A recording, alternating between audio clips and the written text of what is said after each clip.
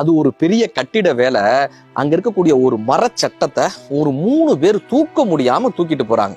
எதிரிலேயே ஒரு நபர் நின்று இதை இப்படி தூக்கு அப்படி தூக்குன்னு இன்ஸ்ட்ரக்ஷன் கொடுக்குறாரே தவிர அவங்களுக்கு உதவுறதுக்கு இவர் தயாராகவே இல்லை. அந்த பக்கமா குதிரையில ஒரு நபர் வராரு. அவர் இந்த காட்சியை பாக்குறாங்க. அவங்களுக்கு உதவிக்கு ஆள் தேவைன்னு தெரிய வருது. இவர் உடனே குதிரையில இருந்து இறங்கி வேகமா போய் அவங்களுக்கு ஒரு தோல் கொடுக்குறாரு. அந்த மரச்சட்டத்தை இறக்கி வச்சிடறாங்க. இப்ப இவர் இந்த சூப்பர்வைசரை பார்த்து கேட்கிறாரு, நீங்க இந்த முதலையே இந்த உதவியை செஞ்சிருந்தா அவங்க அப்பதே எடுத்து வச்சிருப்பாங்களான்னு. ஒரு சொல்றாரு, நான் சூப்பர்வைசர், நான் மேலதிகாரி, நான் போய் எப்படி அதை தூக்க முடியும்?